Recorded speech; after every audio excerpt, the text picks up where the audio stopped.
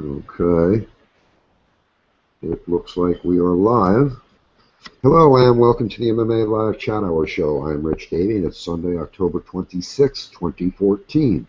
On today's show, we'll be discussing the UFC 179 Aldo versus Mendes 2 event, and we'll review the fights on the main card. If time allows, maybe we will also do a final thoughts segment at the end of the show. On today's show, we have yours truly and my buddy Fred Kirby. Thanks for taking part in another show, bro. I appreciate it. Go ahead and say hello to anybody that might be listening. What's happening, Rich, man? Thanks for having me again, and thanks for tuning in, everybody. Okay, thanks again, bud. I appreciate you showing up here. For some reason, we're having a hard time syncing up with all the other guys that normally are on the show, so if some of you people listening out there want to join us on the show, like I've said in some of the other shows at the end, just go to MMA Chat and let us know that you want to be on the show, and we'll make arrangements to get you people on the show if you want to chat MMA with us. Okay, let's get started here. The UFC 179 Aldo versus Mendes 2 event took place Saturday, October 26, 2014 in Rio de Janeiro, Brazil, and was aired on pay-per-view and Fox Sports 1. Up first, let's go ahead and talk about the main event there. Jose Aldo versus Chad Mendes, the UFC featherweight champ versus the number one UFC ranked featherweight. And man, oh man, this was a fantastic fight and probably the toughest fight in quite a while for Jose Aldo. And a lot of people are saying this may have even been the toughest fight that he's ever had. Chad Mendes put on quite a performance, and he kept the pressure on Aldo more than I think most people thought he would. And there were quite a few MMA fans who felt that the fight was so close that it could have gone either way.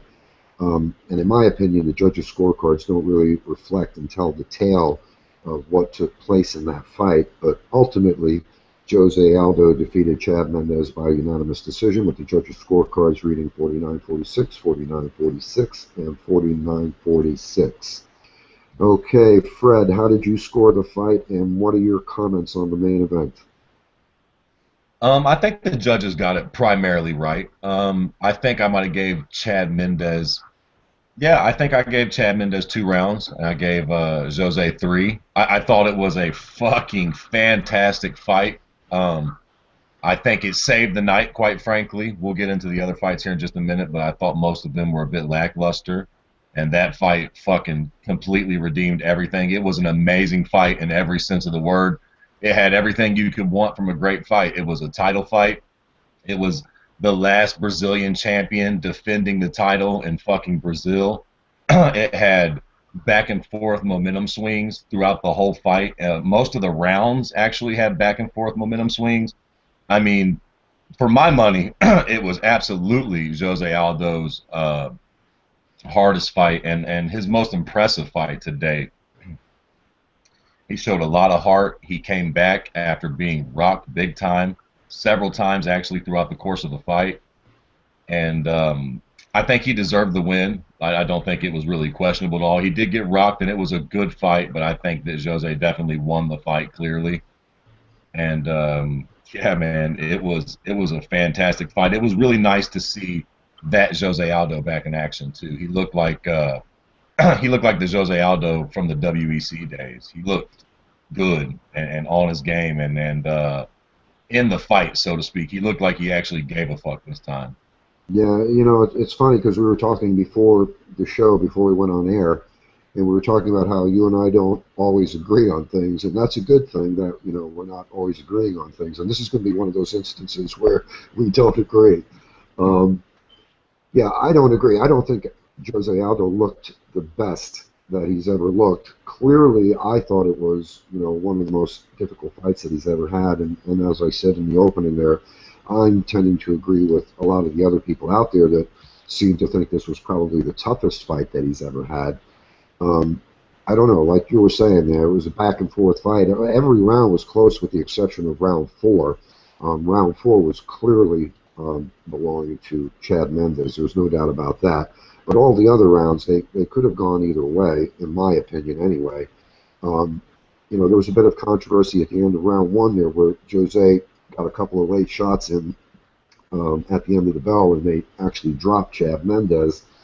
And on the post-fight show on Fox Sports channel there, Daniel Cormier was a bit upset about that. and he said that those hits were so late that he should have been docked a point for that. And he said it was a bad move by the corner of Mendes not to protest those two late shots, and they should have been screaming and calling for a point deduction. What are your comments on those two late shots at the end of round one? Yeah, I mean, I actually kind of agree with DC on that one, man. They were definitely late, but as the old saying goes, man, closed mouths don't get fed.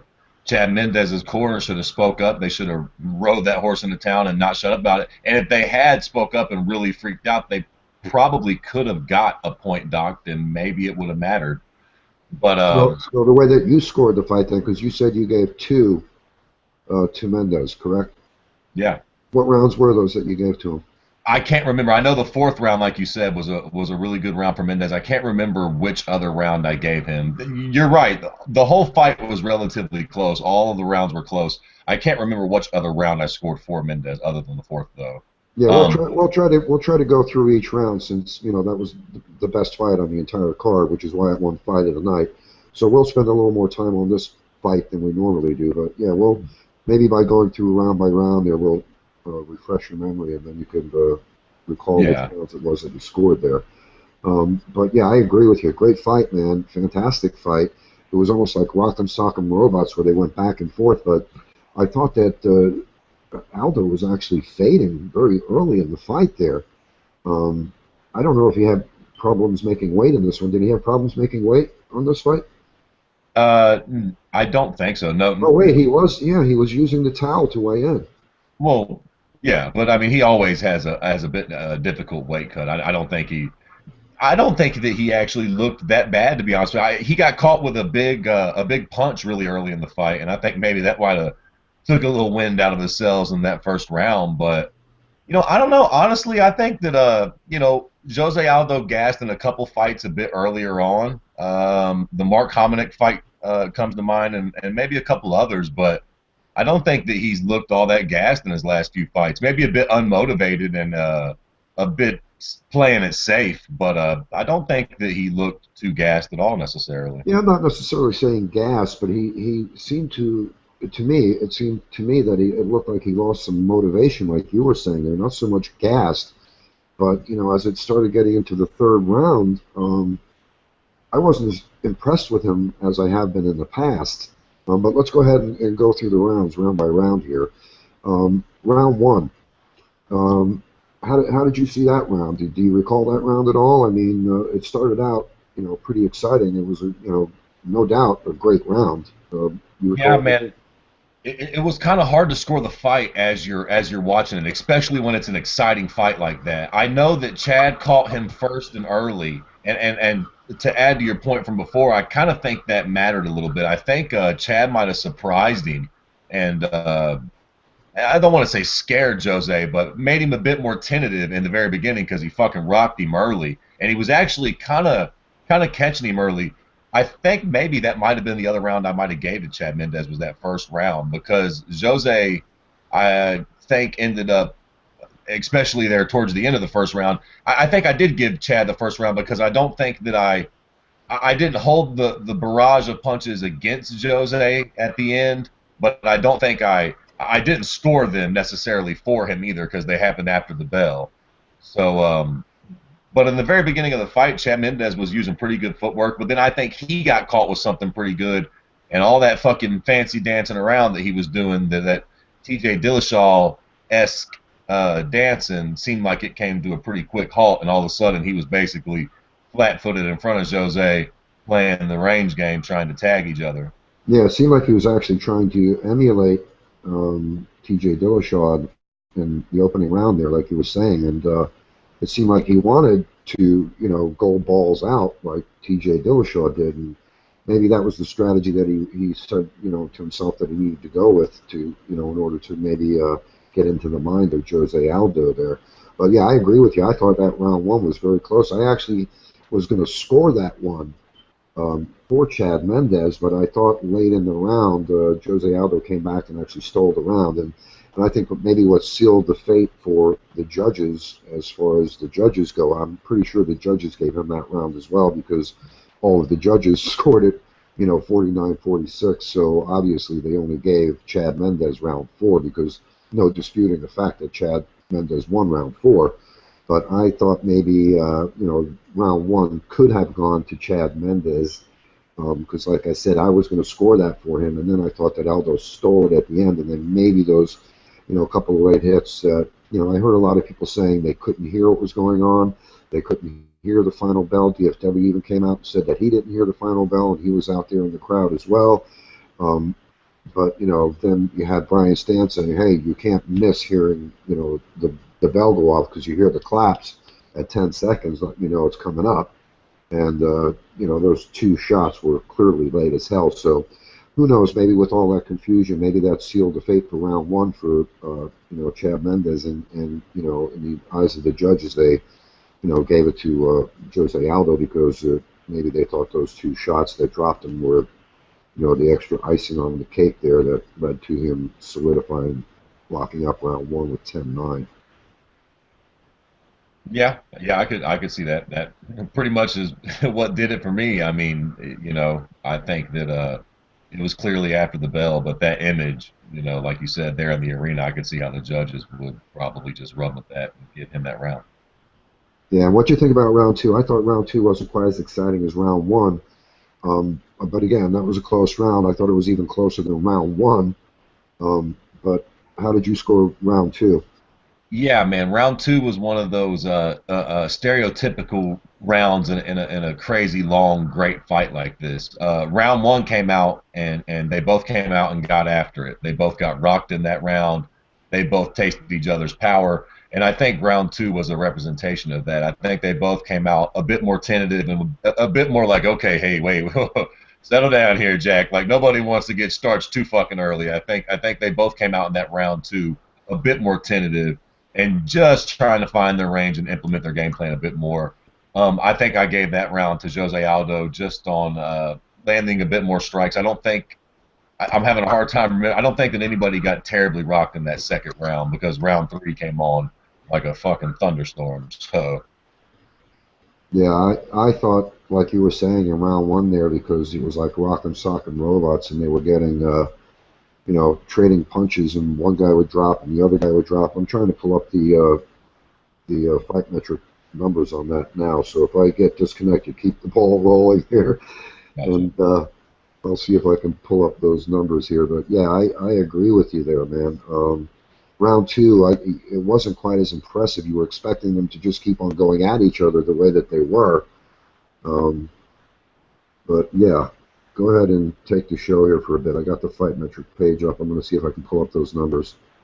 Yeah, like I said, it just makes sense. The first round was so devastating for both guys and so violent. I think that round two just, lended itself to them both coming out a bit more passive and trying to find their range a bit more and, not get in such a hurry and do anything drastic. I think they probably both felt like, okay, I need to slow down a little bit and not make no major mistake that fucking cost me this fight. They both got a quick taste in that first round of what could potentially go wrong if they're not careful. So, I think that's why round two was a bit more slow than that first round. Yeah, okay, I've got those numbers up in front of me here now. And looking at the per round numbers here, knockdowns in round 1. They're only saying 1 knockdown in round 1. I thought there were 2 knockdowns in round 1. Mm-hmm. Oh, I thought that too. Maybe they didn't count one. Maybe one his Yeah, ass didn't touch the ground. yeah, how can they say that Chad Mendes didn't knock down Jose Aldo? What the fuck? Yeah, I don't know. Wow. I mean, he put him down on his ass like real quick, like didn't he? Like within the first minute. Yeah, yeah, that's what I thought. Maybe, like I said, maybe his ass didn't actually touch the ground completely. Maybe he just, I don't know. Maybe Aldo did get, right back up. It didn't even hit the fight didn't reach the ground really. He just kind of popped him. So. Hmm.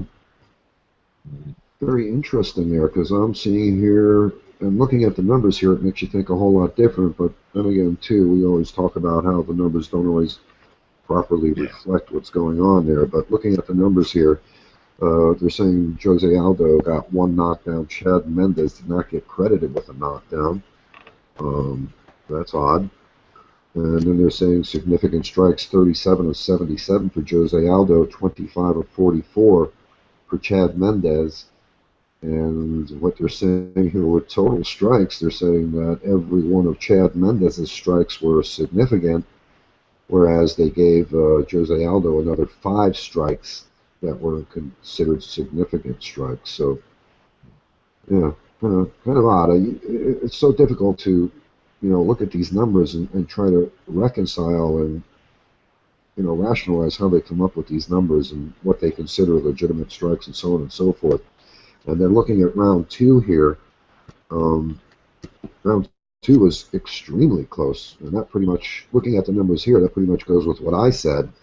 I thought it was clearly the closer of the 2 rounds there. And looking at the numbers, it definitely reflects that. Significant strikes, 18 of 41 for Jose Aldo and 16 of 43 for Chad Mendes. Yeah, I scored rounds 1 and round 2 for Jose Aldo. I'm going to guess you probably did as well. Like I said, I can't really remember exactly how I scored most of these rounds. I think I might have been leaning Chad Mendes on that first round, just taking away the last barrage of punches that Jose landed. Because I do remember feeling like Chad won 2 rounds of the fight, but I didn't think that, certainly not in Brazil, I had no inclination that maybe the fight was going to go to him. So.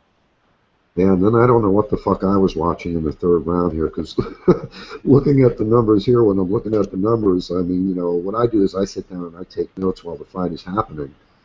And I don't know, man. I'm looking at what I put down here. I got round 3 was an exciting round, lots of back and forth action. It was another close round. I scored round 3, 10-9 Mendes. But then when I look at the fight metric numbers, I'm like, holy shit. I mean, how could I have been that far off on the mark? Wow, I'm just stunned looking at the numbers here on Fight Metric. I'm not quite sure how they go about, because I thought in the round 3, that was the round where Jose Aldo was actually starting to fade a little bit and not put as much, into things later on in the round. I know they came out, barn busters early on there, but wow, look at the numbers here. 21 of 66. Significant strikes for Jose Aldo, 33 of 78 total strikes for him. And Chad Mendes, 10 of 35 significant strikes and 18 of 44. So that's totally contrary to what I saw going on. Do you recall round 3? I know that you said they came out with a little more anger in that round than they did in round 2. For my money, man, I think round 3 of this fight was probably my favorite round of the year so far.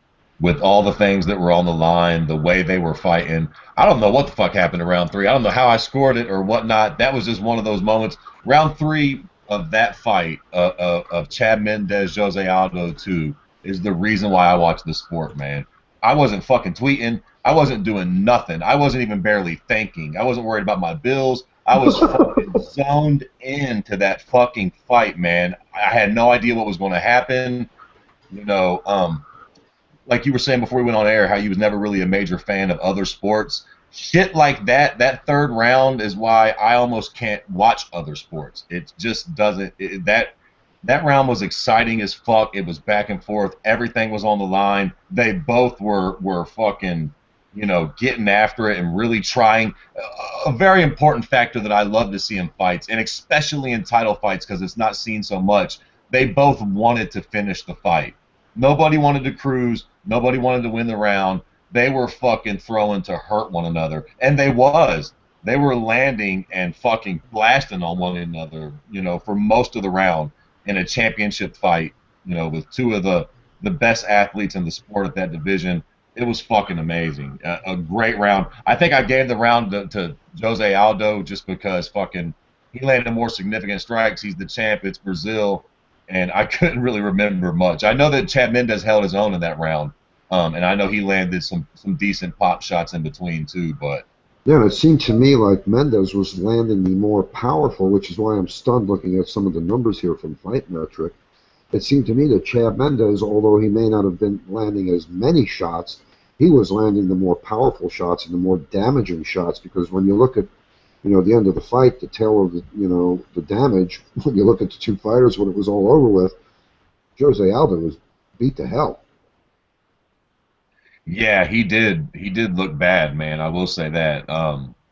Chad Mendes hits fucking hard. I think he hits really hard, and he I agree with you. He definitely probably landed the more powerful shots per pound in that fight or in that round, But I think Jose landed more and looked more effective. He was rocking Chad with some of them shots too, man. It was a hell of a fight, man. It was a hell of a fight for nobody to actually get finished and for them to be landing those kind of shots on one another over and over again.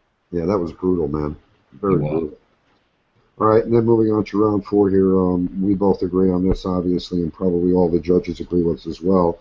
My notes from when I was watching the fight, I thought round 4 was the easiest round to pick a definitive winner in.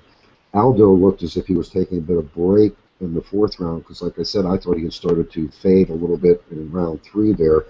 And, again, in my opinion here, there was no question in my mind as to who the winner of round 4 was. I scored round 4 10-9 Mendes, and I'm sure probably everybody in the world did. Round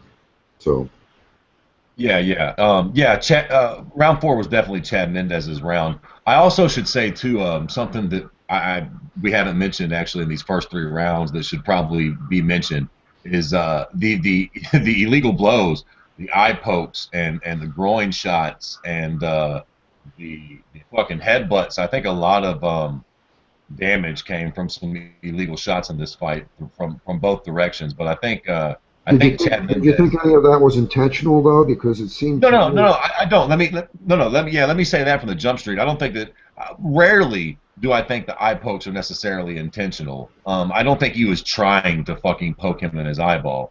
Do I think that he might know that everybody knows at this point that extending your hand open away from your face to gauge distance or range is probably not a good idea and a good way to poke somebody in the fucking eye? Yeah, I think he probably knew that. But do I think it was intentional? No. But that's not really the fucking point now, is it? Yeah, you know what I think on that issue there? I think they actually need to come up with a rule for that. Because in boxing, of course they don't have the fingerless gloves in boxing, but in boxing they do the same thing where they stick their arm out to gauge the punch. And I think they should at least make a rule up in MMA that you can't extend the fingers out like that, one hand, because if you're sticking one hand out, you're not going in to grab an opponent to pull him into you like if you were going with the Muay Thai clinch. So I think they actually should make some sort of rule that that's not allowed, and if you get caught doing that, more than once or twice, then you should probably have a point deducted, because that's only going to lead to eye pokes. And we see that over and again. And, one of the biggest offenders of that is John Jones. And we saw that last night where it happened at least 2 or 3 times with Chad Mendes as well. Yeah, I don't know. I think it would be hard to do that, though. I think a lot of that is instinct, engaging range, and a lot of that. Not everybody pokes in the eye because it doesn't always happen, but I think it's a real common thing to do to kind of stick your hand out in front of your face. I mean, what would your solution be though to end something like that? Because and I know if you're sticking your open fingers out there like that, you're probably going to more than likely poke the other opponent in the eye. I mean, so what would you do? What would you do to remedy that? I mean, I gave some sort of a potential solution.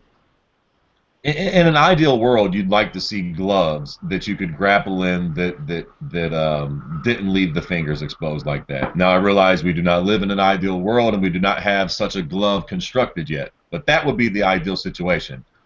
Barring that, maybe a bit of uniformity to the eye poke rule.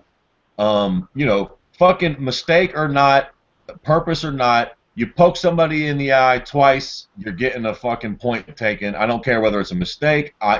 You get one accidental with your hand out, and if you continue to gauge range like that, if you accidentally poke him in the eye again, we're taking a point. You do it again, another point, and you're going to lose this fucking fight more than likely. Okay. That might not. I was going to say, yeah, I would agree with that, and that pretty much goes along with what I was saying there. Maybe not ban them outright altogether like I was initially presenting there, but yeah, they definitely need to do something like that. I can see, that makes sense. One accidental eye poke, and then after that, everyone is a point deducted. I agree with that. Yeah, I mean, just some uniformity to it, so that everybody knows, sure, an accident can happen, and like I said, it's almost natural instinct when you're in there. Some of those guys just keep their hands out. Some guys really do that to gauge range. You don't want to take that from them, but they do need to be cognizant of it, and they need to be very careful. And you shouldn't be having more than one accident a fight. It does happen in a lot of fights, but generally overall. There are a lot more fights that do not have eye pokes in them than ones that do. So a lot of these guys are getting it right one way or the other, So it's not. Yeah, and also another point I wanted to make too about Jose Aldo. It looked to me, like I said, it looked like maybe mentally he was broken down a bit. I don't know if it was from the tough action, and probably he wasn't expecting that. He probably was expecting to go out there and dominate Mendes like he did in the last matchup that they had. So maybe I thought that shook him a little bit mentally. And then again, too, I mean, you could see where his mind was at because, in my opinion, he was constantly looking for the ref to come in and say, okay, that was a low blow, that was this, that was that. And he kept trying to be his own fucking ref during the fight. I don't know if you picked up on that, but I mean, it was just, way too often he was trying to fucking tell the ref, hey, look, I got fucking hit low again, man. Give me another breather here. Yeah. I did notice that actually. There was a point in the time where I thought that let the ref decide what's a foul or not. And quite frankly, off the or off the topic, just for the moment here, a lot of times when these guys catch a nut shot, I'm calling flat bullshit on it. Let me tell you something. If you get hit in the nuts real hard, if you get kicked in the nuts by a professional fighter, and you're still willing to go 20 seconds later or 15 seconds later, you most certainly did not get kicked in the nuts by a professional fighter. I've been kicked in the nuts by my child before, and I couldn't do nothing 2 minutes later, let alone... Exactly. So, and even when you're wearing a cup, when you get kicked down there, if you get a solid shot down there, even though you have a cup, that cup still fucking digs into your pelvis, man, and it hurts like a motherfucker. Oh, sure. Some guys actually get it, and when they really get it, you can tell because they hit the fucking deck immediately. They don't need to point at their cup; they're on the ground in agony because they actually got kicked in their fucking testicles. Yeah. Most of the time, 90% of the time, these guys are bullshit. Now, sure, they catch a little action on their cup, but you can tell that it didn't hurt them. Obviously, Yeah, like you were saying, there's no way if you get kicked down there, you're ready to go back fighting in 10 seconds or whatever.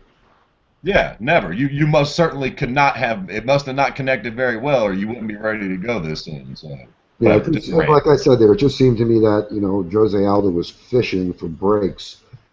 After he got into the fourth round, and like I said, he just kept trying to get the ref to say, okay, give me a timeout here, give me a timeout here, give me a timeout here, and it was like finally the ref got tired and he said, look, that's not a fucking low blow, that's not an eye poke. You know what I mean? Yeah. Hey man.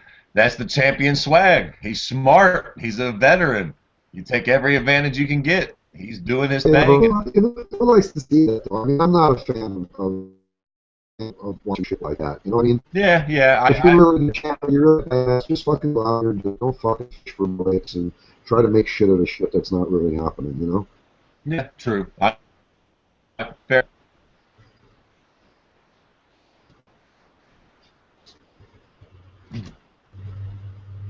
I don't know if I'm kicked out the show. Can you hear me?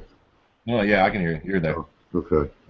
Yeah, I have a hard time when I try to open up other windows to look at numbers and stats and things like that when we're doing these. But, yeah, so I'm pretty sure everyone agrees that round 4 was no question 10-9 Mendes. All right, moving on to the final round there. Round 5, I had Chad Mendes coming out strong. It looked to me like he was set to dominate in round 5. Even though round 5 was another close round, I thought it should have been scored in favor of Chad Mendes, and I scored round 5 10-9. Those were the notes that I made for that round. What did you think of round 5? Because I saw a lot of people actually giving rounds 1, 4, and 5 to Chad Mendes on Twitter afterwards. I saw a lot of people complaining. Even some fighters were saying that they didn't like the way the scoring went with the judges. So do you recall round 5?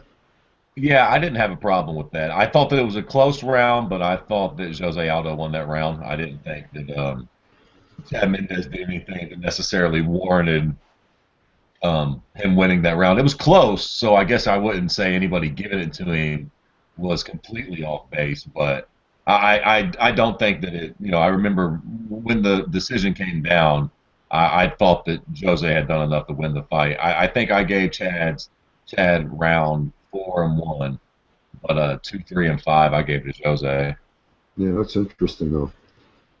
Yeah, Yeah, I mean, 4-1. I can make an argument for that. I definitely agree there, and even looking at round two there, that you could have made an argument that that one could have gone either way as well, because that was clearly the closest round of the fight. And again, when I'm looking at the numbers here at round five, it's like, what the fuck was I looking at here? Because Fight Metrics got numbers here that don't jive with what I was seeing. So yeah, it was a really close fight too, man. All in all, it was a really close fight. I thought Jose won the fucking fight, but he got rocked a lot. His face looked like shit after the fight. I mean, rounds, 1, 2, and 5 were very, very close. I think the third round was definitely Jose's, and I think the fourth round was clearly Chad's. But rounds 1, 2, and 5, man, depending on how you saw that flurry at the end of round one, and rounds 2 and 5, for my money, completely kind of could have went either way. So, close fight, man. all right, so you actually had it scored 48-47 Jose Aldo then, right? Yeah. And I Yep. scored it the other way. I scored it 48-47 Mendes. Would have been very interesting to see how things would have panned out there in round one. Um, but again, looking at how the judges won here, I just don't see how the judges could say, again, and looking at Fight Metric, I can see how they could say that, but watching the fight and the action, the way that things unfolded, I just don't see how the judges could say that it was 49-46 Jose Aldo. I just don't agree with the judges on that at all, but I don't know, man. We see lots of weird scoring down there in Brazil, and the funny thing is I don't know if all of the judges down there who do the scoring at the cage side are they all Brazilian judges or what? But we do see lots of fucked up scoring down there in Brazil. I don't know if you've picked up on that in the past as well. Yeah, there's fucked up scoring everywhere, though. The judges are incompetent as fuck, generally speaking. Listen, at the end of the day, it wouldn't have mattered if it was a split decision or a fucking, runaway train. He lost. It wouldn't have really mattered how close it was. I guess we could sit around and nitpick about what rounds, who got what, but at the end of the day, I think he lost, and it's not really up for debate. It was a very close fight, but it was by no means a robbery. So, No, yeah, I don't think it was a robbery at all. I mean, like my closing comments here after watching the fight, I scored the fight 48-47, Mendes on my score. But to be fair, it was a close fight in nearly every round, with the exception of round four, where I thought that Chad Mendes clearly won that round. I thought all of the other rounds were much closer than the fight metric numbers that I'm looking at here. So I'm not saying it was a robbery. I just think that the judges' scores didn't really reflect what truly happened when you're looking at the action, live. So, yeah. Any other comments on this one before we wrap it up? nope, just it'll be interesting to see where it places in fight of the year. I'm sure it'll be a fight of the year candidate. It was an amazing fucking fight. Yeah, that's about it, man. It was a great fight. Yeah, I see a lot of people out there too calling this one for fight of the year as well. Great fight, no doubt about it. All right, let's go ahead and wrap this one up here. Jose Aldo defeats Chad Mendes by unanimous decision with the judges' scorecards reading 49-46, 49-46, and 49-46. Okay, now I know you weren't really impressed with this next fight here, but I guess because I'm a fan of Phil Davis, I was really happy with the way this one turned out here. The co-main event was Phil Davis versus Glover Teixeira, the number 6 UFC ranked light heavyweight versus the number 4 UFC ranked light heavyweight. And looking at those rankings there, again, I don't agree with Glover Teixeira's ranking in the UFC. Again, he came out of fucking nowhere to be ranked, in the top 10 when he was going up against John Jones, and for some reason they seem to keep on favoring him for that. I don't agree with that number 4 ranking for him. He needs to go back down in the rankings after this loss to Phil Davis here. This was a great fight for Phil Davis. Very tough loss for Glover Teixeira. I think this loss for Glover, as I was saying a minute ago there, drops him out of any shot for the title in the foreseeable future, and I think it should probably drop him probably down to either number 8 or 9 in the UFC rankings, if not out of the top 10, because he never really earned a shot or his position in the top 10, in my opinion. I don't know what you think about that, but give me your opinion on Glover Teixeira, how he jumped up into the rankings. Do you think he actually deserved to ever be ranked number 10 in the UFC light heavyweight division? And most importantly, do you think he really deserved to be ranked number 4 going into this fight? Yeah, I do. Light heavyweight is shallow as fuck. It's not a very deep division. When Glover beat Rampage, it actually still meant something. Kyle Kingsbury's not a great win. Fabio Maldonado was not a fantastic win. But the Rampage and the Bader wins were they meant something when he got them. He may not have been the most deserving title challenger, but I think most of it has to do with the fact that light heavyweight is pretty shallow, man. And he had won a lot. He fucking came out of nowhere. He was not even ranked in the top 10. And then when the fight was set up with John Jones, all of a sudden the fucking guy is ranked in the top 10. It's like, how do you fucking justify that, man? Yeah, well, I don't know why he wouldn't have been ranked in the top 10 before that fight. Like I said, he hadn't lost to nobody leading up to that point. He was 4-5 and 0 in the UFC. He had wins over Rampage, Bader, Maldonado, Kyle Kingsbury. Kyle Kingsbury. Yeah. I mean, I'm not impressed with really all of those names. Yeah, well, hey, listen, Rampage and Bader are decent wins, Jack. At the light heavyweight division, you don't have Rampage in 2013 was pretty much fucking done as a fighter, don't you think? Yeah, maybe. I mean, he was doing better than he is now as far as that goes. I see what you're saying a little bit. He might have had a bit of an easy road, but light heavyweight is shallow, man. Rampage had 2 losses in a row before he had the fight with Glover Teixeira. He lost to Ryan Bader and John Jones. Yeah, well, everybody loses to John Jones, and Bader humped him in Japan. So, either way, Glover beat him at his own game too. He outboxed him. I think that Glover deserved it. Listen, what I will say is that I thought that Glover was a bit of a better grappler than he was. I thought that we didn't do a prediction show for this fight, but had we done one, I would have picked Glover Teixeira, and the reason that I would have picked him, I would have thought that Glover could do enough defensive grappling to stay on his feet, and I would have been terribly wrong. Phil Davis completely manhandled him, and he made the takedowns look fucking easy. He made it look like Glover had 0 takedown defense. He was taking him down like cake. Well, that's what I'm saying to you, bro. I mean, when you're looking at Glover Teixeira before he fought John Jones, I believe he was ranked number 15 before the John Jones fight was announced. And then when the fight was announced with John Jones, all of a sudden he's ranked number 10. Then he loses to fucking John Jones, and he's ranked number 4 going into this fight. It's like, how do you reconcile that? Well, that's just silly too. Like I said, I don't know. I don't follow the rankings very much because a lot of times it's just silly shit anyways in somebody's opinion. But I can imagine.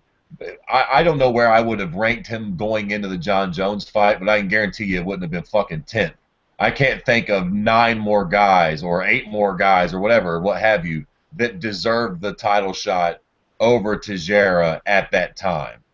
I can't think of 3 guys that deserved it. Maybe 1 or 2. I can't remember exactly what was going on when he got the shot, but I knew I wasn't up in arms about it. Matter of fact, when Glover got the shot, it felt like it felt natural, like he had won a bunch in a row. Yeah, but I mean, even looking at that, I mean, I know a lot of people made that argument trying to validate it, and I got into some arguments with some guys about that exactly because the way it unfolded, the way that I explained to you. As far as the rankings go, I think the rankings should mean more than people say. I mean, what the fuck is the point of having rankings if you're just going to make these arbitrary fucking fights? I mean, it just doesn't make sense to me. I mean, the whole point in having rankings is to say, okay, these are the top 15 fucking guys. So if we're going to be saying these guys should be vying for the belt, I mean, don't just randomly pick guys out from the back of the pack and say this guy deserves a shot at John Jones. I mean, it's just so Yeah, nonsensical to me. but I don't think it was necessarily like that. I just don't think the rankings were indicative of where Glover was in the pack. Like I said, I can't remember who they had placed ahead of him at 8th, 7th, 6th, 5th, and 4th fucking place. But those dudes should not have been ranked ahead of him at that time in the light heavyweight division. The problem with it is, too, is that MMA is so scattered. Guys jump weight divisions. You got a guy taking a fight here, and then some ranking systems might still have Machida listed as a top ranked light heavyweight at this point. And guys jump around so much. I think it's a little hard to control or keep track of. You're right. It would be nice to see a bit more, something that you could take a hold of a bit more and trust to be true. But it's just not really the case with the rankings right now. They generally get it right, but there's usually a couple head scratchers on every list. Okay, and I didn't mention, for those who might not have seen the fight, Phil Davis defeated Glover Teixeira by unanimous decision with the judges' scorecards reading 30-27, 30-27, 30-27. And Fred, I want to go back to that scenario that I explained to you earlier there, and take into mind what I'm presenting to you and try to follow along that train there. Going into the Jones fight, Teixeira was ranked 15. The fight was made. Once the fight was announced with Jones, he was ranked number 10. He loses to John Jones. Now he's ranked number 4 going into the fight with Phil Davis. So now, where in the hell does he go on the rankings? I mean, what would you do with him in the UFC light heavyweight rankings? I don't know. It just depends on. I need to before we start having these conversations. I need to have the list of the rankings pulled up. I don't know who's on the rankings right now. I don't think I would drop him out of the top 10. Let me read them to you. Number 1, Alexander Gustafsson. Number 2, Dan Cormier. Number 3, Rashad Evans. Number 4, Glover Teixeira. Number 5, Anthony Johnson. Number 6, Phil Davis. Number 7, Ryan Bader. Number 8, Dan Henderson. Number 9, Mauricio Hua. Number 10, Ovin St. Preux. Number 11, Ginny Manoa. Number 12, Rafael Cavalcante. Number 13, Antonio Rogerio Nogueira. Number 14, Vitor Belfort, which I don't understand why that is if he's fighting Chris Weidman. And then number 15, Fabio Maldonado. You see, that's exactly my point right there. I don't think Dan Henderson should be on that list. And if he is, I don't think he should be in the fucking top 10 at light heavyweight. Not anymore, Jack. I mean, I might be mistaken, but when is the last time Dan Henderson won a fight at light heavyweight? I mean, I just said, and then Vitor Belfort is a total head scratcher. That's why these rankings are silly. I don't know. I think that in my book, Glover is still rated above Ovin St. Preux. I still got him. Who did you have at number 9? Who's at number 9? Mauricio Hua. I got him above Shogun at this point. I would say 7 or 8 before I start really throwing Glover under the bus. Rashad, DC, Gus, obviously Phil Davis now, Rumble Johnson. Phil Davis belongs now. I mean, now that he's convincingly beat the number 4 ranked fighter in the UFC, where do you think he should go to? Maybe 4. He was ranked 6. Maybe fourth or 5th. The Anthony Johnson situation is weird right now because he's on administrative leave for whatever the fuck went on with him. So I don't know what to make of him, but obviously he's got to be higher in the pecking order than Phil Davis, no matter how you cut the cake. Rashad still has to sit in front of Phil, and DC and Jones. So I guess the best I could give Phil Davis with keeping Anthony Johnson in the rankings is 5th. He'll jump 1. And yeah, I'm gonna say I pretty much agree with you here, but I'm gonna go one more. I'm gonna say Phil Davis should probably go up to number 4. Anthony Johnson is probably going to drop down a little bit there because of the situation that's going on with him, because there's no telling how long he's going to be out. They actually announced that they're going to wait for the results of the hearing that he's having. So he's been very quiet, too, on Facebook and other social media networking. Normally the guy's out there all the time, but he's taking a back seat, and maybe he's just been told to, take the low road and, be quiet and sit out for a while. So I don't think he's going to, be at the number 5 position when the rankings are redone on Monday or Tuesday. And then I'm going to say that Glover Teixeira, at best, number 8. I prefer seeing him at number 9. And I don't know. That's what I would say. Yeah, I could go along with that. Glover doesn't fall out of the top 10 per se, and Phil Davis doesn't hop up too much. Okay, so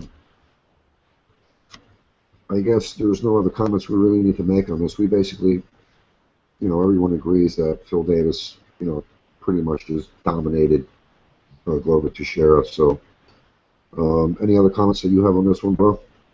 Yeah, actually, this fight might not have been as bad as I make it out to be. I think the whole fucking card was just a bit slow, and by the time I got around to this fight, by the third round of this fight, I was just fucking like, come on, man.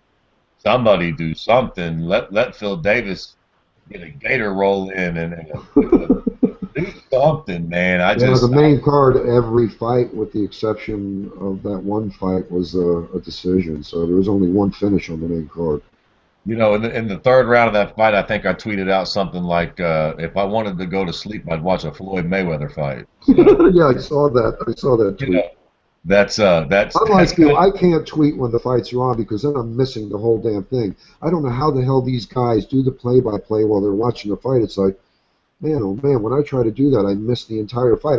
I'm trying to type one sentence on Twitter and fit in 140 characters, and I miss half the damn fight. I tell you what, thank Christ for Twitter then, or I'd have been fucking snoozing by the end of that one. Twitter kept me alive through the Phil Davis and Glover fight, so thank you, Twitter, man. It was a slow, long drag by that point, man. Yeah, I'm a Phil Davis fan, so I'm happy with the way that one turned out. And, I want to see him get his shot at John Jones because he was ripped off, man. He was supposed to get a shot at John Jones a long time ago.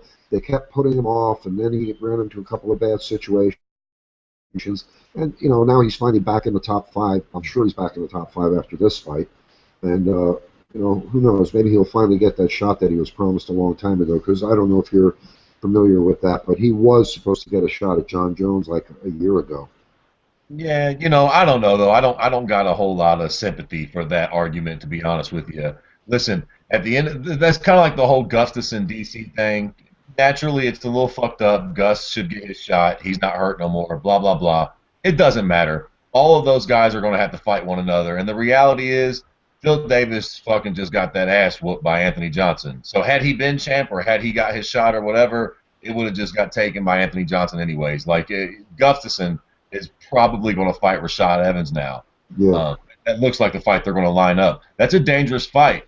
And if Gus should lose that fight, it'll be easy to look back and go, well, that's complete fucking bullshit, man. He should have been fighting for the belt anyways. And blah, blah. But he probably would have had to fight Rashad. All these guys are going to have to fight them anyways. If you're not about Anthony Johnson, a lot of people think that Anthony Johnson will, in fact, beat John Jones. Well, yeah, let's not get carried away, and that's a conversation for another day. But I can't wait to see that fight. I hope things turn out positively for Anthony Johnson because I love that guy, man. And, it's so hard for me to reconcile what's going on with him in his personal life and these women coming out saying the things they're saying about him. Because when I watch him on Facebook, the things that he posts, it's all positive, shit. He's not, he's not a hood rat or a thug, man. He seems to be a really nice guy to me. Yeah, you never can tell. That's why I won't speak too much on that. I don't know anything about it. We'll just wait, and the powers that be will see. What's true. I guess one thing we should mention. Go ahead and finish your thought, and then I'll mention that other thing. Just who knows exactly what the truth is with that situation. We'll just have to wait and let it play out the way it does.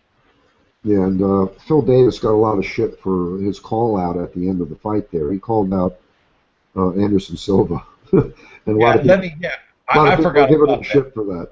I forgot all about that. First off, let me just say that Phil Davis is cute, man. I enjoy him. I enjoy that he's trying to to make things interesting. But I don't know, man. I was fucking cringing. I was cringing. The Brazilian killer, and but you know, I'm a Christian, so I don't like being labeled a killer. I was just thinking like, Well, he has oh, and then and then the fucking guy goes on to call out the Brazilian Jesus, Anderson Silva. What the fuck are you doing, dude? Like, first off, no, Phil, that will not be your next fight. Thank you for that, but you're not getting Anderson Silva. well, I can see his reason for doing that because all of a sudden Anderson Silva has totally changed his mindset. When he got injured initially, he lost to Chris Weidman in that first fight, got knocked out for being the silly fool that he was, which he deserved getting knocked out for, and lost the belt. Then when he was knocked out, he says, well, I'm done. I'm going to move on. It's my time to move on and not, think about fighting for the belt anymore. I'm going to finish my fights, blah, blah, blah, blah, blah. And then he got hurt the second time. He wasn't going to take the rematch, but he took the rematch when he came back after the loss. Then after he got beat the second time, he came back and said, oh, well, I'm done. I'm not going to be coming back. Maybe I'll be back at the end of 2015. And then all of a sudden, a month later, he's, on his feet walking stairs, and he's coming back to fight again. He still was saying at that point he was done. He didn't want to fight for the belt. And now he's come back. He's getting a fight with Nick Diaz in January. And now he's talking about he's going to come back, fight out the 10 fights on his contract, and he wants another shot at the title again. So he also said in all of that mess that I just reiterated there that he was thinking about actually moving up in weight as well. So in Phil Davis's defense here, Anderson Silva has gone up, fought at light heavyweight a couple of times. So it's not all, that far out of, the realm to say maybe if, Anderson Silva does move up in weight, maybe he would want to take a fight with Phil Davis. So, it's not so fucking ludicrous to think that that fight may or may not happen. It may and it may not. Who knows? I don't blame Phil Davis. It was a smart call out, but I can assure you it will not happen. It most certainly will not happen. That if Anderson does dance at 205, quite frankly, for my money, Phil Davis is the worst fight they could possibly make for Anderson Silva. At this point, no matter what Anderson says, I don't think he's chasing titles. He's fighting Nick Diaz because it's going to be fun as shit. So what do you think happens in that fight? I'm really excited to see that one. I no idea. You got so many variables in that fight. Anderson's injury. Nick Diaz has been off for a month of Sundays, crashing cars and smoking bongs and getting arrested for DUI. Yeah, it's really hard to tell. I got no idea. Based on general, consensus, I would say that Anderson Silva wins that fight by being a superior striker and a bigger man. I think so too. Who knows? Maybe the leg don't hold up. Maybe his real first fight after all this isn't. You can never fucking tell. That's a very interesting fight for a bunch of reasons. But I think that's the fight, or that's the kind of fight rather that they're going to book Anderson Silva in from now on. I'm not really a big fan of protecting guys from certain styles necessarily, but at this point in Anderson's career, I don't want to see him fight a guy that's more than likely just going to try to out-grapple him. I just want to see him, the Nick Diaz fight, fights like that.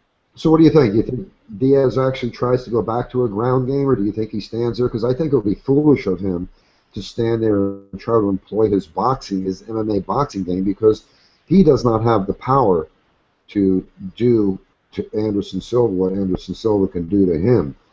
So I think that would be extremely foolish of Nick Diaz to stand and try to box with Anderson Silva, because we've seen Anderson Silva drop light heavyweight dudes with a fucking jab.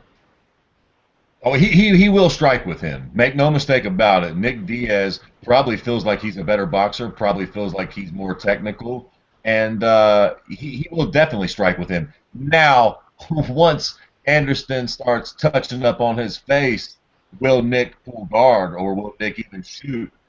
Very well, maybe. I And don't. maybe he'll even go for that injured leg and try to get a hold of a lock on that leg, you know? Sure, sure, absolutely. I don't put it past him, but I do not think that he'll be first to initiate the grappling. Hell, I think, people can talk all the bullshit they want to about Nick Diaz. I think that Nick Diaz is a real martial artist. And sure, he likes to smoke pot. He likes to hang out. He don't love the media. He likes saying fuck a lot and telling you how it is. But all of that aside, I think he's a real martial artist and a real fighter. And I think in his heart of hearts, Nick Diaz wants to know how good he is.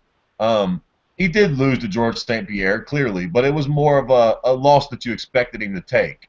The Carlos Condit fight was a bit more interesting, but even in that fight, it's not like Carlos just beat the shit out of Nick Diaz and left him laying there a pile of broken bones. I think Nick wants to test himself and see how good of a striker he is and see if he can actually be beat the fuck down by somebody in the striking department, which we Okay, quite. I'm gonna call it here right now. I'm gonna say that Anderson Silva, when they meet in January, he's gonna knock him the fuck out, or at the very least get a TKO at the end of round one or late in round one or no later than round two. So I just do not see Nick Diaz having, if he decides to stand and box with Anderson Silva, I just do not see him winning that fight. He just does not have the power that Anderson Silva does, and if he goes that route, he's going to get fucked up. Don't get me wrong. I agree with what you're saying for the most part, but I'll tell you what, man. Like who knows? I would say that's most people would not be able to disagree with that. Anderson is obviously the superior striker for what we know. He's obviously bigger. He's beaten bigger, better names more impressively. But you never know, man. Nick Diaz is a crafty fighter. He's smart, like I said, and for all the bullshit he gets, he's actually an intelligent fighter, and he's a real martial artist. He could come out and attack Anderson's body or throw some nasty leg kicks on that bad leg. Yeah. Who knows exactly what he'll come out and try to implement? One thing I do know, and one reason why I love this fight, is that it won't be boring. Both guys will come out and try to hurt and finish one another. So it should be. I think you're right. I think that Anderson will eventually get a TKO stoppage because he is the superior striker, and I tend to believe what everybody else believes. But to see Nick Diaz weather an early storm and start piecing up Anderson to his body late in the fight, it wouldn't be the most surprising thing I've ever saw, not by a long shot. Yeah, I mean, I always loved Nick Diaz, and I took a lot of shit years ago when he was fighting in the UFC, and then when he got booted from the UFC. I don't recall why he got booted from the UFC, but I was always a big fan of his and took a lot of shit for being a fan of Nick Diaz, and I loved him for the fact that he was exactly what you're saying. He's such a well-rounded martial artist, but in the recent past, he seems to have abandoned those the toolkit of tools that he has and prefers to be a striker. And that was the thing that I loved about him in the old days, is that he was that well-rounded mixed martial artist that was great at boxing, MMA boxing as well. So it'll be interesting. I think it'll be a great fight. But man, we went off topic on that, didn't we? Yep. It was good. All right, so wrapping that one up there. Any more comments on the Phil Davis fight before we move on? No. Okay, wrapping that one up there. Phil Davis defeats Glover Teixeira by unanimous decision with the judges' scorecards reading 30-27, 30-27, and 30-27. All right, don't want to spend too much time on this next fight here. I know that you're not really a fan of Fabio Maldonado there, because we've spoken about him on a couple of other shows there, but Fabio Maldonado defeats Hans Stringer, the number 15 UFC ranked light heavyweight versus number 72 ranked light heavyweight. And I thought this was kind of an unusual matchup to have on the main card, as there was no true relevance as to the rankings or any sort of title implications in a fight like this. But I guess being that Maldonado is Brazilian, it makes all the sense in the world to have him on the main card in Brazil. I had Hans Stringer easily winning round 1, 10-9. And once again, this seems to be a problem with Fabio Maldonado, where he starts out really slow in round 1. And I don't know if he does that intentionally, but he starts things out slowly in round 1, and then he slowly turns things up as things start to progress. And the same thing happened in this case here. In round two, he was also a little slow to start off round two as well, but he eventually did turn things around, turn things up a little bit there, and he wound up defeating Hans Stringer by TKO due to strikes at 4-6 of round two. Fred, what does this win for Maldonado really do for him in the scheme of things when he's put up against a fighter that's ranked number 72? And like I said earlier there, I know you're not really a fan of him from some of the things that we said on other shows where we've spoken about him. And what were your comments about, like I said, the rankings and what does this do for him in the overall scheme of things? Did the fight really make sense to take place? And, your comments about the fight in general. In the grand scheme of things, this does absolutely zero for Maldonado. It gives him a big win in front of his hometown in Brazil, which is a good thing. Let me first off start by saying, too, it's not that I'm not a fan of Maldonado. I am actually a big fan of Maldonado and the way he fights and the heart he exhibits and the way he gets after it. I love that. I love watching him fight. Yeah, I know, but what you were saying in one of the recent shows was that you're not really convinced of his mettle until he actually fights somebody more worthwhile. And, in this instance here, he's fought a number ranked 72 ranked fighter, and he damn near fucking lost. I mean, he was losing. He lost round one. He was losing round two until he, turned things around. So, was this a fight that they were actually throwing at him to give him an easy win, and then he wound up almost losing? Well, of course, that's my point. I love Maldonado. He's great. He's awesome, but he's not a good fighter, really. He's got an interesting boxing style. He goes to the body a lot, and he's tough as shit. And he's Brazilian, which is always kind of a winner for the UFC to keep around for these Brazilian cards. But at the end of the day, Maldonado is not a very great fighter overall. Most of his UFC fights, even some of the ones that he's won, he's taken a beating in. He lost the first round of this fight to Hans fucking Stringer. Yeah. It's an awesome name, but whatever. He's just not that great of a fighter. He's fun to watch. Not to sound like a total fucking dick, but I think he'd be a great addition to Bellator's roster.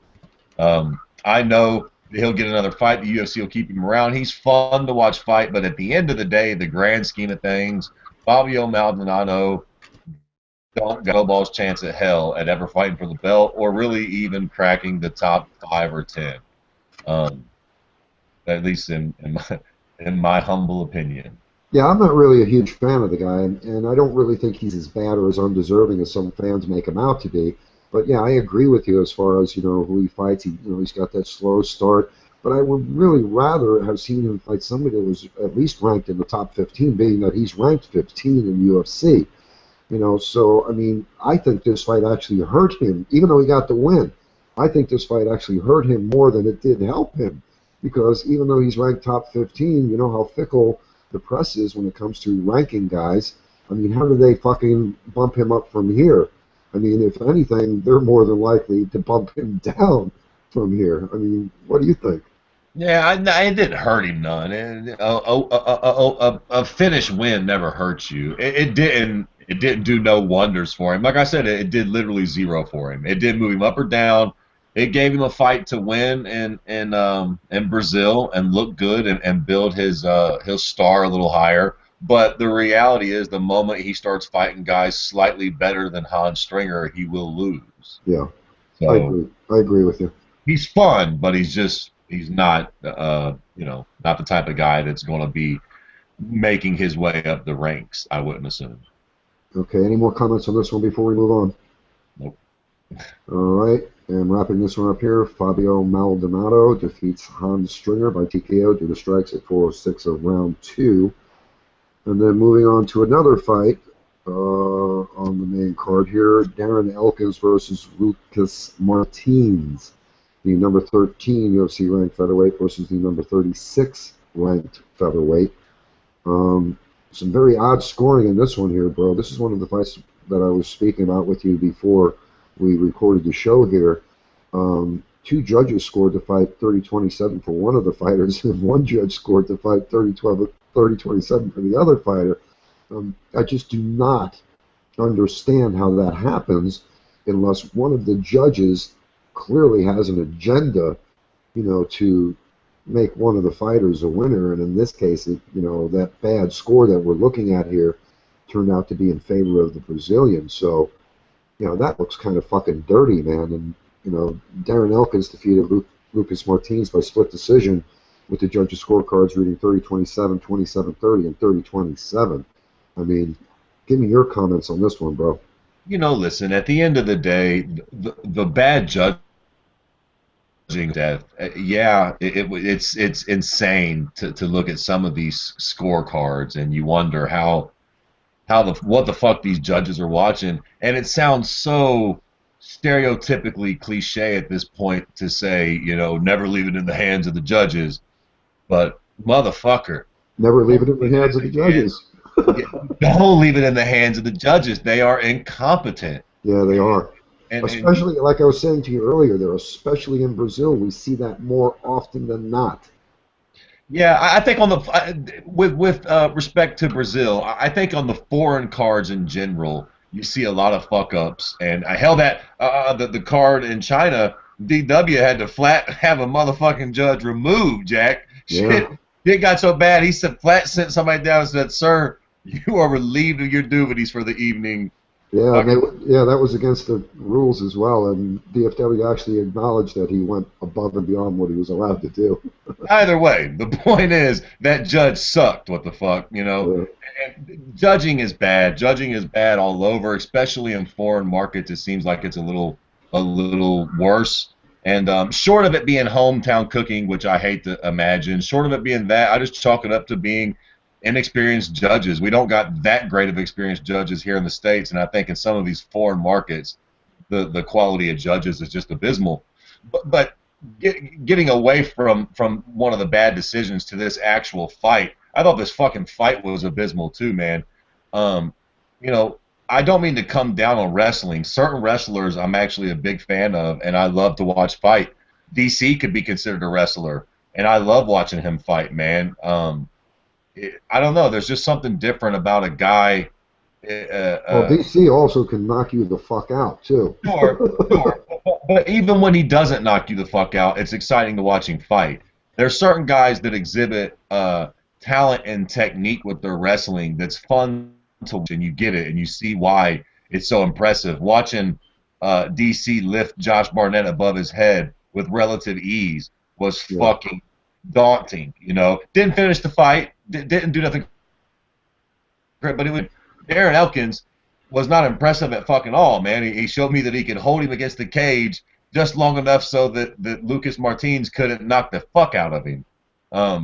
He won the fight. Yeah, and what I found really odd too is every time they went up against the cage, it was like they were on the cage for 1 fucking second, and the crowd is booing. It's like, Jesus Christ. Give them some time for some shit to happen or not to happen before you start booing it. Sure. I mean? Yeah, sure. You definitely want to give. I don't like that. I don't want to be that guy. Like you gotta let guys implement their game plans. My problem is once you get on the cage, after you've been there for a while, you got to start working a little bit. You got to start mounting some offense. I don't like these guys who hold neutral positions. What did you think about Randy Couture? Because every time I see that sort of grappling up against the cage like that, immediately Randy Couture comes to mind. And when I'm thinking about the way the crowd was reacting to this fight last night, they probably would fucking hate Randy Couture. I mean, what would you think? Maybe. It's not really a fair comparison because Randy roughed you up. Sometimes Randy would have fights or portions of fights that wasn't all that exciting. Randy Couture was no Vanderlei Silva. Let's not get it twisted. But on the same token, Randy had a way of breaking your fucking nose, along the clinch or roughing you up or making you look bad and not want to be in that fight. It felt like Lucas Martins wanted to be in that fight the whole time. He was just being stifled. You know what I mean? It just felt a little different. That's what I mean. Certain guys had I disagree. There's another instance where we disagree because I just thought he did not look like, Lucas Martins that we've seen in the past there. I don't know how you scored the fight. How did you score the fight, by the way? For Darren Elkins, I scored the fight for Elkins. I mean, Every I thought he round? won. Huh? Every round? 30 Uh, 27? I think so. At the very least, two of them. I can't remember. I think Martins landed a couple shots in one of the rounds that maybe might have swayed me. I wanted to give the fucking fight to Lucas Martins, so if he landed anything of significance, I probably would have been swayed a little bit. But at the end of the fight, I knew that Darren Elkins won it, or at least I felt like he had won the fight. He controlled it. Was fucking tedious to watch, but he won the fight. Yeah, like I said earlier there, I don't see how a professional judge could score the fight 30-27 for Martins. And, being extremely generous, I took into mind what you're saying there. There was that one round. It was actually the third round, I believe, where I actually got a couple of shots in with a couple of knees, I believe it was. Um, and, I mean, to me, taking that round into consideration, the very best you could have scored the fight for him would have been 28-29. And like I said, that's being extremely generous because, I scored the fight actually 30-27 for Darren Elkins there. So, yeah, man, it blows my mind how a judge could go, 30-27 in favor of Martins. It blows my mind. It's like, Christ, I'm not even a fucking professional. I could see that wasn't even a possibility. Yeah, hey, listen, I wanted Lucas Martins to win, and then I knew he lost the fight. It was a dreadful fight, but he lost it fair and square. So, Yeah, that was pretty boring. Let's move on. Any other comments on that one? nah, nope. Okay, wrapping that one up there. Darren Elkins defeats Lucas Martins by split decision with the judges' scorecards reading 30-27, 27-30, and 30-27. Okay, I did not get to catch this last fight here. I guess this was the opening fight on the card there. Dariush versus Diego Ferreira, the number 31 ranked fighter versus the number 40 ranked lightweight fighter. Another odd fight there, but I guess again because we had a Brazilian there, that's why it got a main card spot there. You're gonna have to tell me about this one here because I didn't even get to see anything on this one at all. It was a pretty decent fight for the night of fights that we had. It was not really a great fight either. Dariush won the fight. Ferreira kind of surprised me. I was a little bit higher on him. I thought that he was going to do a little better. I thought that his submission grappling would be a little better. And Dariush kind of surprised me. He looked good. He didn't look great, but his striking was crisp, and Ferreira couldn't really get nothing going on the ground. His grappling was not really working. He wasn't landing anything of significance in the striking department. I think, if I'm not mistaken, Dariush won a decision, correct? Yes, he did. Yeah, I forgot to mention that in the opening there. Dariush defeated Diego Ferreira by unanimous decision with judges' scorecards reading 30-27, 30-27, 30-27. So all the judges thought that he won that fight easily. Yeah, I mean, I don't think you could have maybe gave Ferreira one of the rounds. It was slightly competitive, but I don't know. It was another one of those fights where nothing really of great significance happened throughout the whole fight. Dariush landed a bit more shots and kept the fight on the feet where he wanted it, and Ferreira really didn't do a whole lot of anything. So it wasn't a fantastic fight. It was decent compared to a couple of the other fights on the main card, but nothing standoutish. Okay. All right. Like I said, I didn't see that one there. Is there anything else you want to mention about that fight before we move on? Not really, man. Like I said, thank God for the main event of this card. This is probably one of the weaker Brazilian cards I can remember. Most of the cards in Brazil tend to be exciting. Even if there's some of the matches are squash matches, at least somebody gets snuffed out from time to time. Yeah, And usually on a Brazilian card, you'll have many more finishes than this. I mean, like we said earlier, there only one of the fights was a finish out of the five. So yeah, it was a slow card, man. Not all the fights can be great ones, but this was definitely. I'm usually the type of guy too that can really see the positive in most of the cards, but this one was definitely wearing on me, man. It was a long, slow card for the most part. Okay, wrapping this one up here, Benil Dariush defeats Diego Ferreira by unanimous decision with judges' scorecards reading 30-27, 30-27, 30-27. All right, during the prelims, I don't really want to go on too much longer here because we're already over an hour. Yeah. Um, but during the prelims, I had some company over. I didn't get to see all of the fights there because, I'd look over at the screen and be interrupted and back and forth, back and forth. So, is there anything that you want to speak about on the undercard fights? Not really, man. To be honest with you, even the prelims. Usually, the prelims can kind of save a card too. Sometimes these main cards, some of the fights don't end up being as great as they should be, but the prelims are usually pretty exciting. But for the most part, even this card, the prelims were not that great.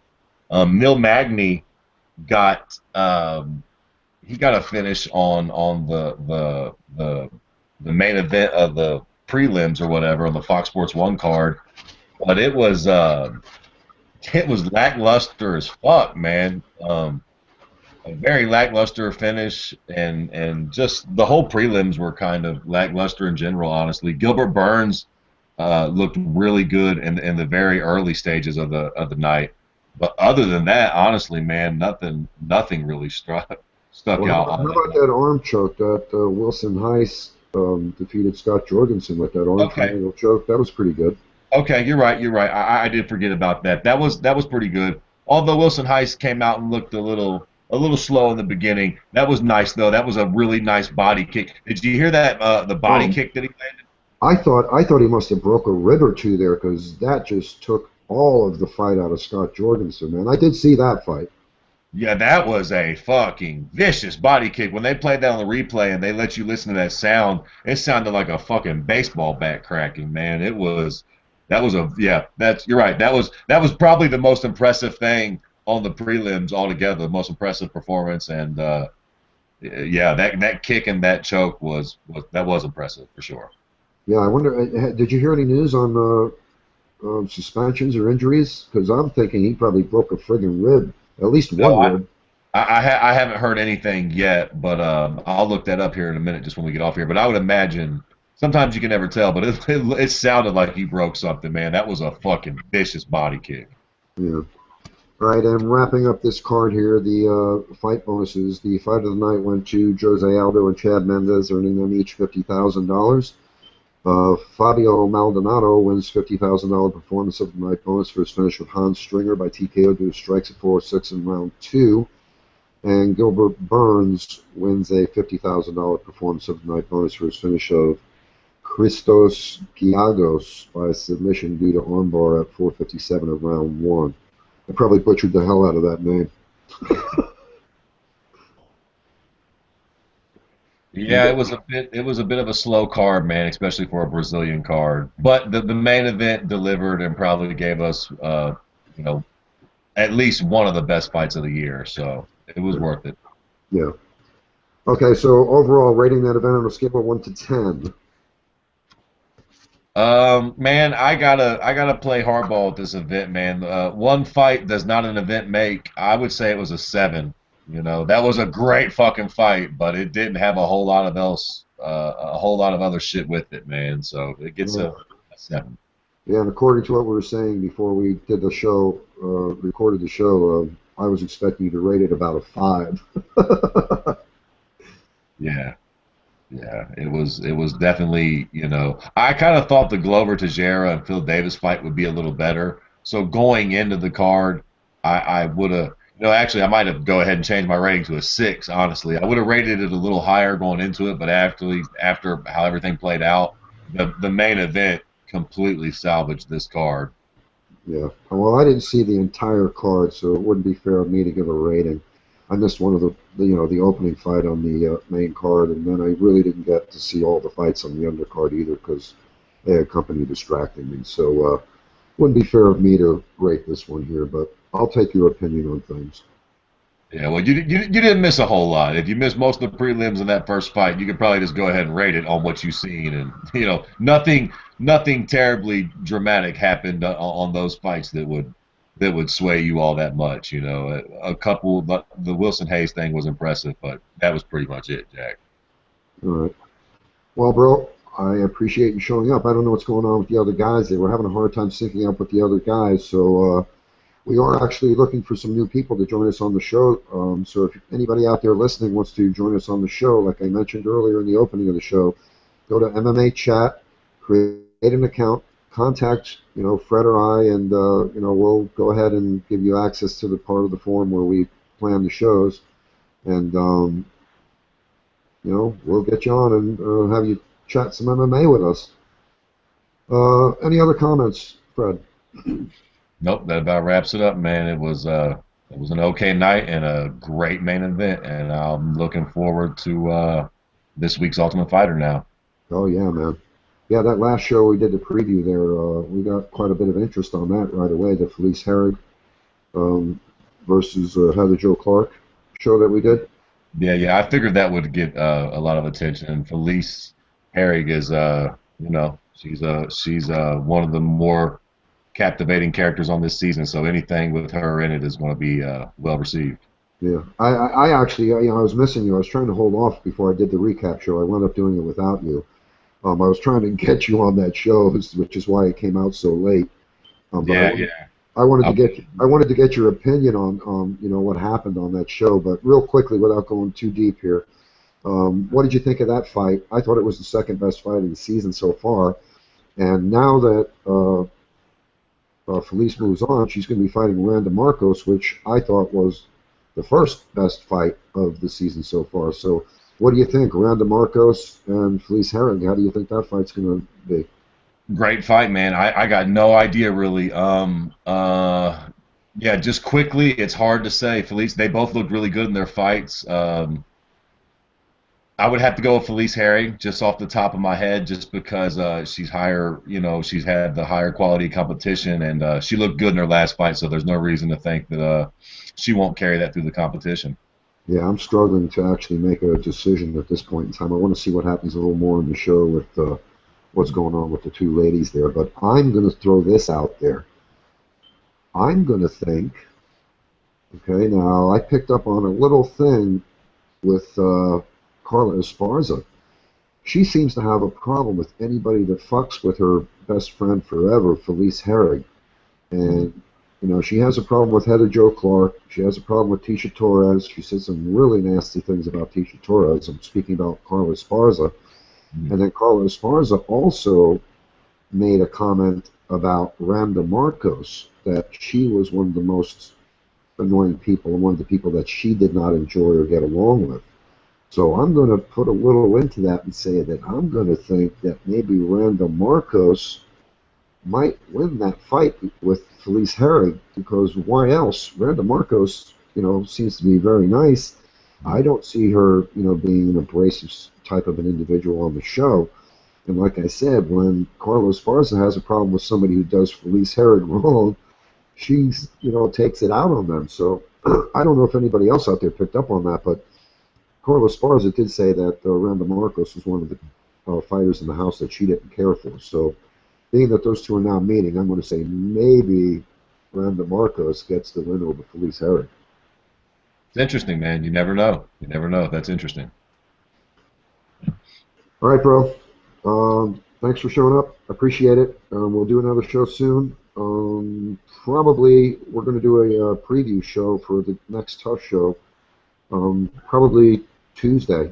Are you free Tuesday to do that? Yes, sir. I should be. I'll let you know, but that sounds good to me, man. We can do the preview show Tuesday. That sounds okay, good. very good. If any of you out there listening to the show want to join us for the Tough 20 episode 6 show, I believe it is, we're going to be doing that on Tuesday. So like I said, just come on over to the site, create an account, let us know, and we'll get you on that show. All right, bro. Thanks for showing up. I appreciate it, man. I always have a good time with you. We don't always agree, but that's what makes it great when you and I get together. Yes, sir. Yes, sir. I always have fun, man. I will see you next time, brother. All right, bro. Take care. Have a great one. You too, man. Bye-bye.